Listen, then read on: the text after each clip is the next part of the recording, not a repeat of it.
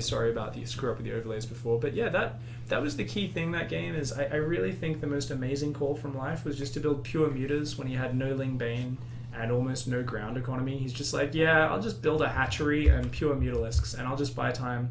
Life's comfort when he's up against the wall, his comfort in extending time, finding counterattack routes, finding good trades is absolutely amazing.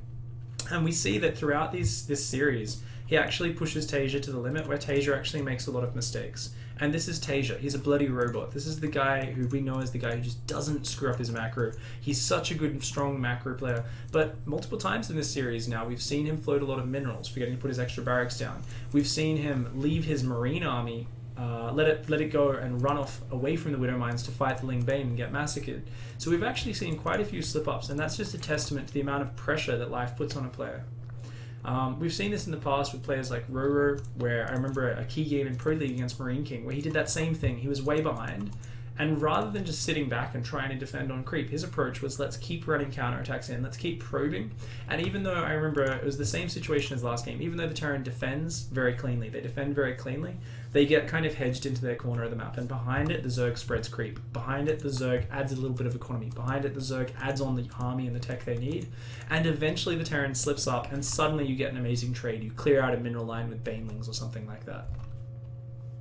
John Madden. Precisely. No worries, RB Power. You didn't make me too angry before. It's just if everyone started spamming donation messages, it would be a little bit of an issue. But anyway, thanks everyone for tuning in with me. We are going to be actually talking about Game 3 now, and this is a much more standard opening. So we are looking at a 12-12 Reaper opening from Taeja. He's going to be rocking up over here, even though it's Deadwing, a very big map. He gets here at about 4:10, 4:15. Comes in, Life doing his trademark Hatchgas pool with just 4 Zerglings. You get a micro those Zerglings around, and just be beautiful, beautiful Life. You can see Taeja with the very, very good Reaper micro. I can tell you, it is so annoying to play against Taeja's Reapers. I don't think I've been good enough to play against Taeja in a long time, but I still remember the fear of the Reaper. He just times it out so well. Obviously playing on low ping, I'm guessing, helps with that. That's my own Australian gripe. But we do see very standard play out of Life this game. So let's take a look at it. He's pulled off gas after Ling speed. He's starting the 3rd queen at the natural immediately. This is exactly what you want to be doing. Just in a standard game against a Reaper. On the other side of the map, we see Taeja opting for a fast 2nd gas. And interestingly enough, we are seeing a tech lab go down in the factory.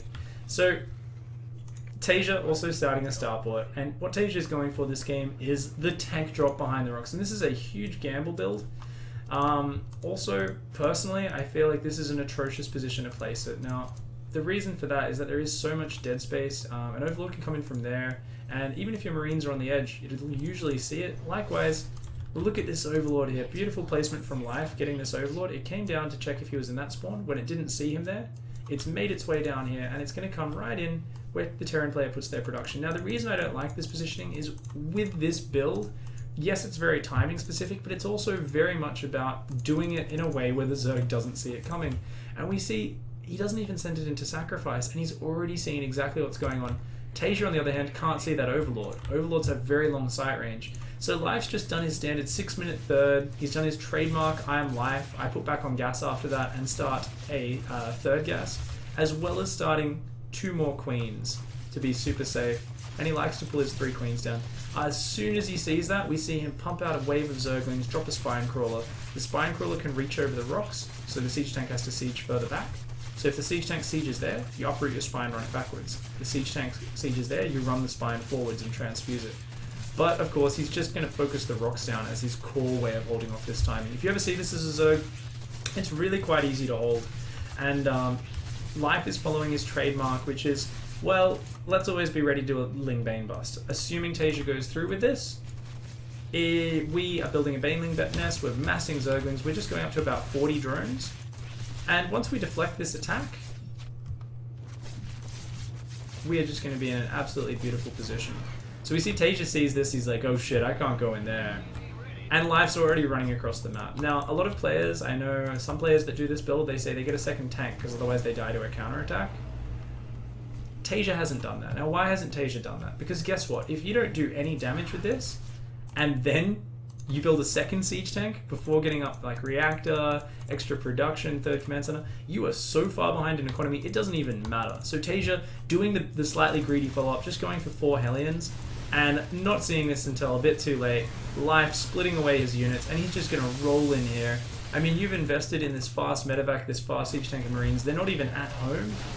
This build is so vulnerable to counterattacks. Ling Bane busts have been destroying this build for a while. Notice how Life, after he got his Zerglings in, he told one Zergling to stand on the depot and attack it. That way, the depot can't be raised, the Zerglings can flood in. And this is just a clean, easy win for Life due to good Overlord placement. And to be honest, what I would call poor building placement by Taeja. Personally, I would have loved for him to put these buildings back here or something like that. Maybe the Overlord still would have seen it. But maybe even there, like putting the building there and having Marines around the edges, I think is a bit of a better call.